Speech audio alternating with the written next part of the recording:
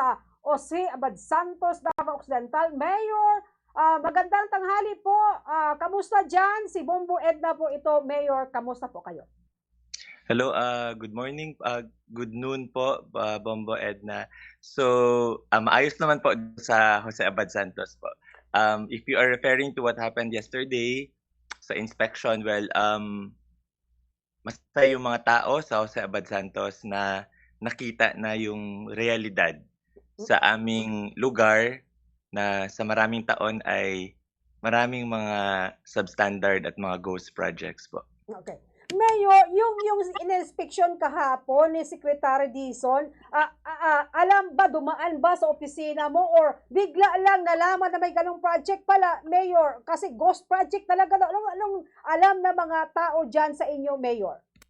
Actually po, karamihan po ng mga projects doon from the national government ay hindi po kino-coordinate sa local government unit. So, hindi po namin alam kung kailan dapat sinimulan, hindi namin alam ang mga locations, hindi din po namin alam kung magkano yung mga projects na implemented doon. But for that particular project po, we really had no idea about it.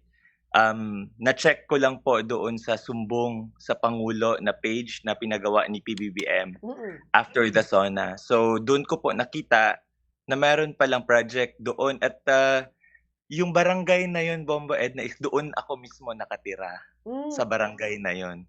So nagulat po kami na may gano'n po palang project and the amount involved is 96.5 million. That's a very big amount po. Mm. Okay, Mayor, yung sinasabing barangay pwede po panganlan, then Mayor, yung gaano kalayo mismo sa poblasyon or dadaan tayo, 'di ba? May mga daan 'yan papunta diyan, papunta dito sa amin sa May Sarangani, sa Jensan. Madaanan naman yung barangay, Mayor, na sinasabi mo, yung project.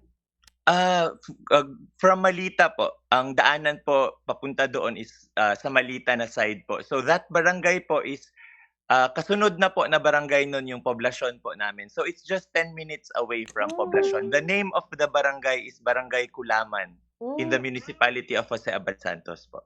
So, ngayon, Mayor, yung lugar mo, kilala na sa buong Pilipinas. Dati, ilan lang, masabing Jazz, di ba? Sabi dito sa amin, Jazz. Saan kayo? Taga Jazz. So, Jose Abad Santos, Davao Occidental. Pero, sad to say, nakilala, gumikan sa Ghost Project, Mayor Jason Joyce. Yes po. Yes po, marami naman pong pagkakataon na nakilala yung municipality of Jose Abad Santos. Una dahil sa Seal of Good Local Mm, mm, mm, mm. Governance at, marami din po tayong magagandang tourist spot. But ito po yung hindi rin po itong unang pagkakataon na national news tayo dahil sa mga substandard na mga projects. After the election po, sunod-sunod po yung mga baha at nakita po doon Mm. yung mga substandard na mga tulay, yung mga kalsada na hindi hindi po tapos. Pero this time po is a ghost project naman po, na napabalita po tayo. Mm. So, hindi natin ikinakatuwa na sumikat yung ating barangay dahil sa ghost project. Pero sa isang banda po, ikinakatuwa po natin na nakita na po ng national government yung reality sa ating lugar. At sabay nito ay ang ating pagpangarap, ang pag-hope natin na sana po yung matuloy po yung mga proyekto doon at mabigyang pansin na po yung matagal na po nating alam lahat na wala po talagang maayos na kalsada sa Jose Abad Santos papuntang Sarangani.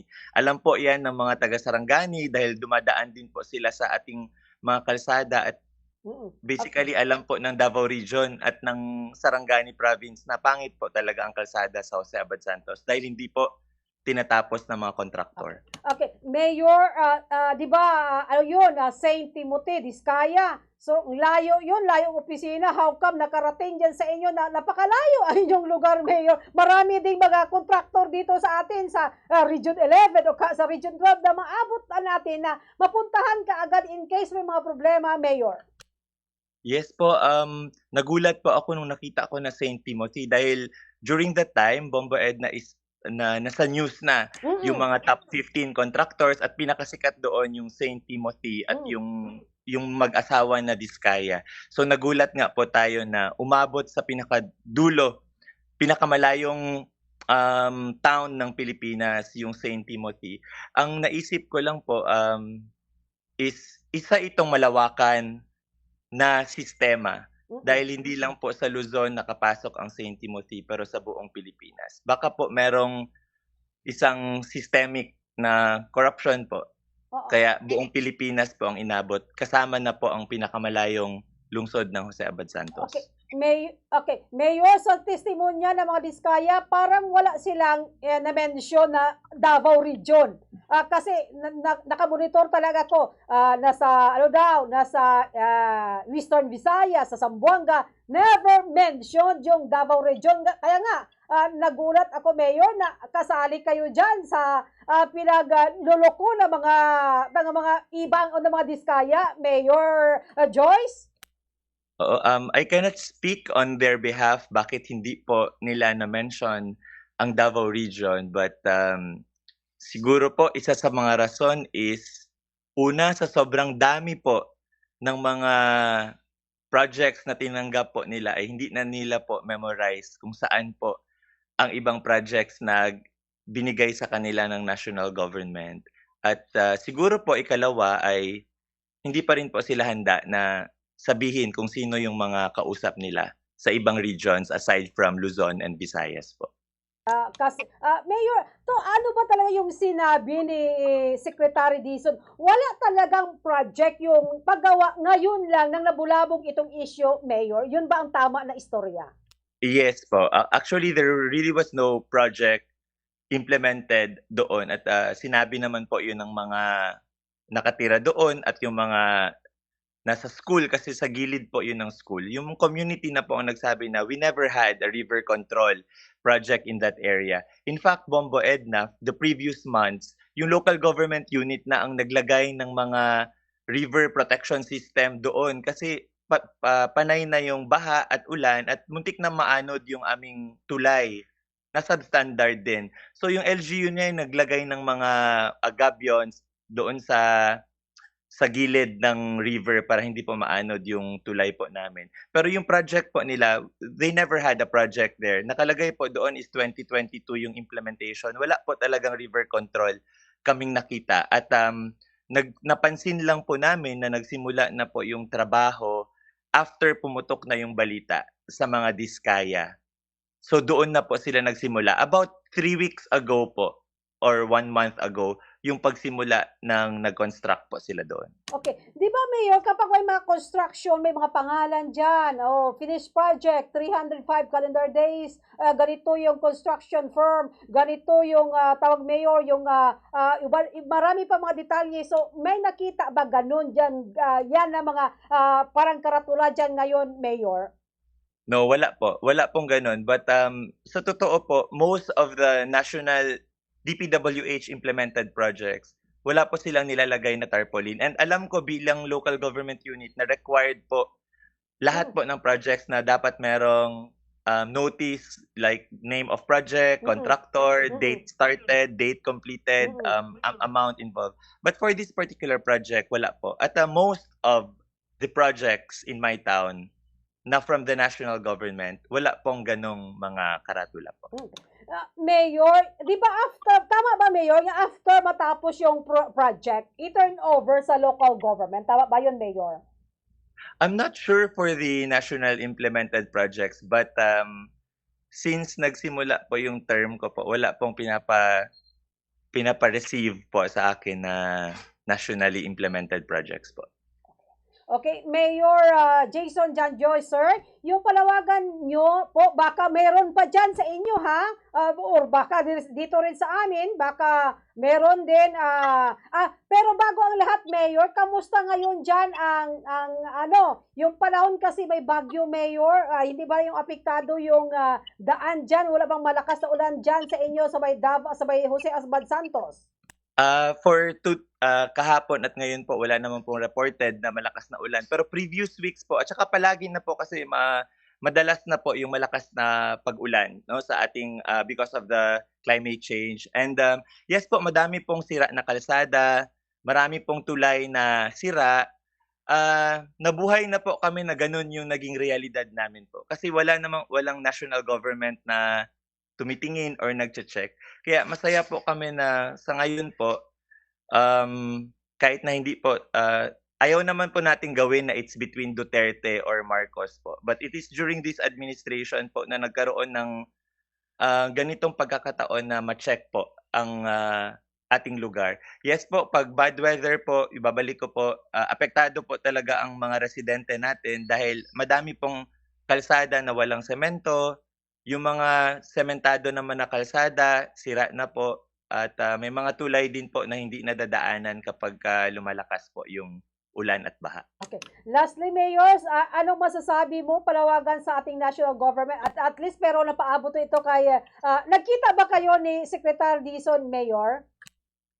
Unfortunately po, hindi po kami nagkita pero ang representative namin kahapon is yung punong barangay ng ating lugar at yung municipal administrator po natin. Pero, we are in touch with the Mayors for Good Governance, with Mayor Benji Magalong dahil po, member po ako nung organization na Mayors for Good Governance and, yes po, may mga conversations naman po with, Mayor Benji Magalong. Okay, baka Mayor, baka may mga tawag dito, may mga ano pa or baka may mga ibang proyekto pa na hindi natin alam. So, palawagan na lang natin sa mga residente, Mayor, sa karapit natin na mga lugar, baka meron para malaman ng buong bayan para hindi na tayo maloko pa muli, Mayor Jason John Joyce. Yes po, para sa lahat po ng mga nakikinig sa programa ngayon, ito na po yung tamang panahon na, magsalita. Yung mga tao kung may nakikita po na mga hindi magandang mga proyekto, ang mahirap po sa ghost projects, Bombo Edna, is we will not know kasi wala siya, eh. Hindi natin malalaman na may ghost project. So, ang maganda po talaga ay mabigyan po ang bawat lungsod, bawat barangay po mabigyan ng listahan ng DPWH kung ano po yung mga implemented na projects po ng national government para po makita natin at ma-evaluate kung ito ba ay substandard, abandoned, or ghost project. So, doon po dapat magsimula sa ating kamulatan at kaalaman kung ano po yung mga implemented projects. So, I'm not sure kung open pa po yung sa portal ng DPWH because there was a time na meron pong page sa DPWH where you can check the projects of doon sa inyong barangay or sa inyong munisipyo. So, ginaauhag na to or we are encouraging everyone to check the DPWH page and check po natin kung ano yung mga projects sa mga lugar ninyo. Kung wala na po sa DPWH kasi baka tinatago na po nila ngayon, pwede pong pumunta po sa office po siguro mismo ng DPWH kasi public record naman po dapat para malaman po natin ano po yung mga projects sa inyong mga lugar. Pangalawa po is to check the sumbong sa pangulo.ph. Yung mga nakalista po doon ay mga flood control pa lang po na projects. Wala pa pong kalsada, wala pa pong mga tulay o mga classroom building. So at least doon po, ma-check po ninyo yung flood control projects kung meron man po sa inyong mga lugar. And also, you can also check the page of Mayors for Good Governance. Meron po doong platform or may link po doon where you can report all projects sa inyong mga lugar. You can report kung may nakita kayong substandard na projects or may mga abandoned projects, pwede nyo din pong i-report doon. Dahil sa ngayon po, yung Mayors for Good Governance is partnering with the national government para po masilip yung mga proyekto na ini-implement po. Okay. Maraming salamat, Mayor Jason John Joyce, dyan sa Jose Abad Santos, Davao Occidental. Maraming salamat po, sir. Ingat po kayo dyan. God bless po. Thank you.